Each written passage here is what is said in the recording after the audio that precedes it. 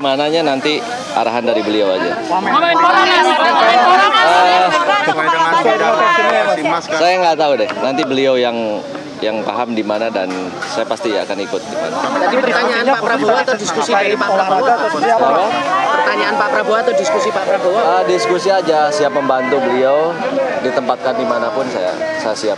Nanti beliau yang akan mengumumkan sendiri. Beliau ada pesan-pesan khusus PR tentang olahraga atau gimana? Ya untuk ditingkatkan lagi prestasi olahraga. Itu. Berarti khusus Wamenpora ya? Saya kan nggak tahu juga dari mananya. Nanti kan bisa bisa semua orang kan bisa meningkatkan olahraga juga kan dengan yang lainnya juga. Gitu. Tapi melihat timnas kita bagaimana Mas ke depannya? Hari ini prediksi nanti malam. Hari ini prediksi Indonesia menang. Berapa kosong? 2-0. 2-0 Indonesia. Ya. Kita apa yang perlu diperbaiki Mas ke depannya? Apa? Untuk badminton itu Mas, itu pertanyaannya maksudnya Mas. Badminton sendiri fokusnya mungkin seperti apa?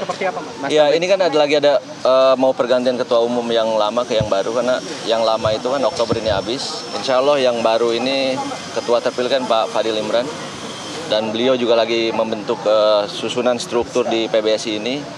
Mudah-mudahan dan beliau berani merubah total dari kepelatihan, dari kepengurusannya juga nanti. Mudah-mudahan kita punya target jangka panjang itu Olimpik 2028 nanti. Ada bidang spesifik yang disebutkan sama Pak Prabowo dititipkan ke Mas Taufik ya?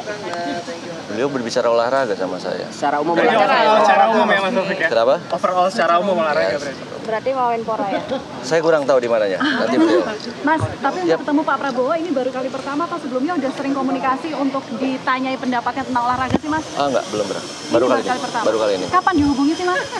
Dihubungin tadi jam 14.20 sama Bang Teddy. Kaget nggak Mas? Ya kaget tadi lagi di mana ya? Tadi di daerah Salemba. Nyampe sini 2:30, gimana caranya 2:30 kan?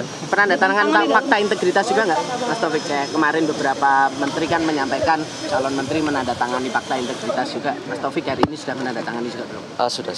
Ada informasi untuk datang ke pembekalan di Hambalang besok Mas Taufik? Belum ada informasi lagi.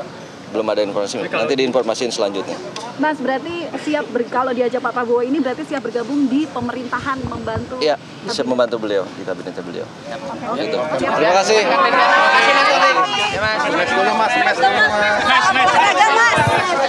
Satu apa dua deh?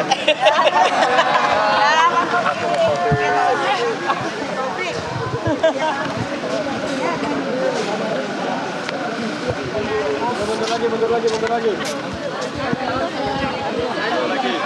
Kita itu tadi pernyataan yang disampaikan oleh legenda bulu tangkis Indonesia Taufik Hidayat ditanya oleh Pak Prabowo Subianto mengenai bidang olahraga, siap membantu dalam bidang olahraga. Sekali lagi ini kisi-kisi, belum menggambarkan secara jelas, tapi kalau dilihat dari apa yang dibicarakan dengan Pak Prabowo, ini sudah menandatangani kesediaan, sudah menandatangani fakta integritas, ini sama dengan menteri-menteri calon menteri yang kemarin dipanggil di kediaman Pak Prabowo Subianto. Nah, kalau tadi Aditya sempat menyebutkan ya, kisi-kisian dari olahraga, apakah ini Menpora atau seperti apa, itu yang masih tentu kita tunggu kejelasannya.